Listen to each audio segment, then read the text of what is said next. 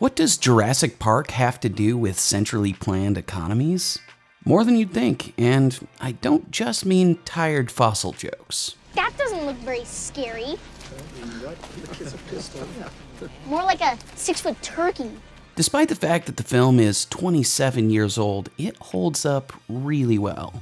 And since it's finally available on Netflix, it seems like a good time to take a more serious look at the movie and see what we can learn from it. I mean, beyond the obvious. If somehow you've managed to avoid seeing Stephen Spielberg's most popular film ever, do yourself a favor and watch it. Then come back to this video because there will be a ton of spoilers ahead. Hold on to your butts. You good? Alright. Please keep your hands and arms inside the vehicle and do not taunt the velociraptors while we take a tour through Jurassic Park on this short edition of Out of Frame. First off, we're dealing strictly with the cinematic universe of Jurassic Park, not the books by Michael Crichton, so don't at me.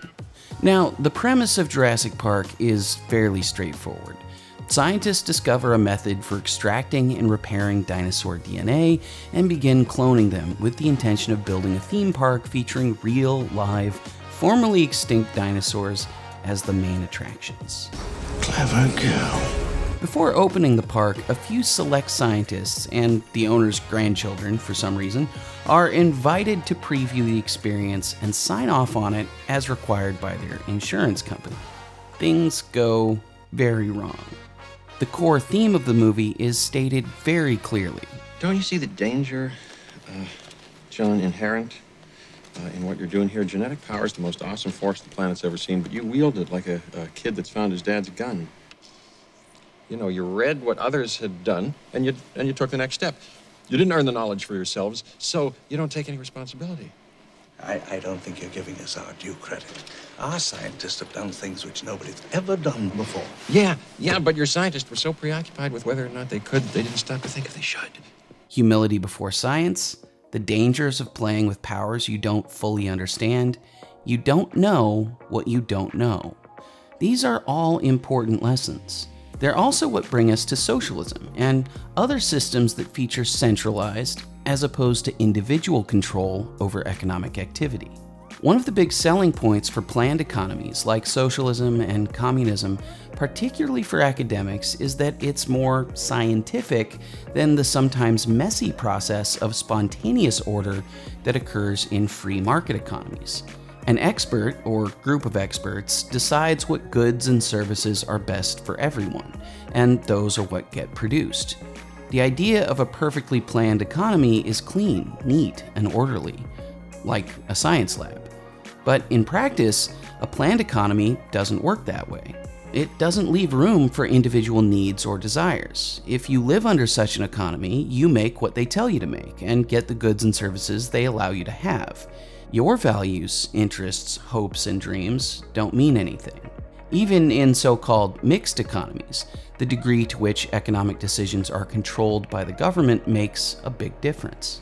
Planned economies are also extremely rigid, which makes it difficult or even impossible to easily respond to rapidly changing circumstances. In Jurassic Park, most of the automated safety systems that the park staff and potential guests rely on were designed and implemented by a single expert, Dennis Nedry.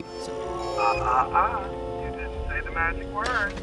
So when Nedry is bribed by a rival company and shuts down the security system so he can steal InGen's research, a lot of bad things happen that can't be fixed by anyone else. I can't get Jurassic Park back online without Dennis Nedry. The electric fences get shut off in the middle of a tropical storm. Dinosaurs escape.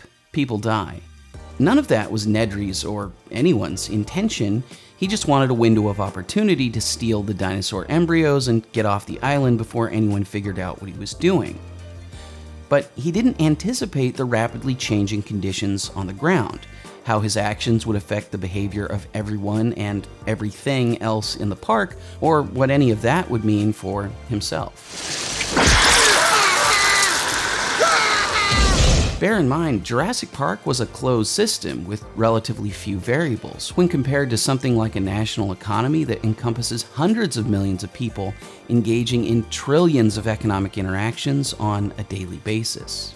But even in that comparatively simple environment, nothing goes according to plan, even before rampaging dinosaurs started causing havoc. So much for our first tour. 2 no-shows and 1 sick triceratops. Not even dinosaurs respond well to poor incentives. T-Rex doesn't want to be fat, he wants to hunt. Just suppress 65 million years of gut instinct. And yet, both the minds behind Jurassic Park and central planners alike arrogantly believe that they can control and manipulate a world of incomprehensible complexity. But they don't know what they don't know. If Jurassic Park had existed in reality, I'd like to think we'd have been a little smarter than Hammond and Dr. Wu, but with the death toll of planned economies around the globe being somewhere around 100 million people and counting, and the tragic resurgence in the popularity of socialism and communism, I'm not so sure. We can either try to force our societies to fit the vision of a small group of people and watch as everything goes wrong again and again. Or we can take a more humble approach, leaving people free to make their own choices as individuals and watch them flourish. We may not be there just yet, but in the long run, I still believe we'll eventually learn the most important lesson from Jurassic Park. Life, finds a way. Hey everybody, thanks so much for watching. When we talk about central planning, we often just think about big institutions like governments and companies like InGen. But if you're anything like me, I'm sure you've made tons of small-scale plans that went way off the rails. So that's what I'd really like to talk about in the comments. We've got some great articles about all this linked in the description too, so be sure to give them a read. And please check out the new Out of Frame Behind the Scenes podcast. The audio is available wherever you get your podcasts, but if you prefer a video version, we've set up a special channel just for that. The link for that is in the description as well. It comes out every Friday, but supporters on Patreon get early access and special bonus content. So if that interests you, please consider becoming one of our patrons. And as always, be sure to like this video and subscribe to the channel, hit that bell icon, and look for our brand new Out of Frame accounts on Twitter and Instagram. See you next time.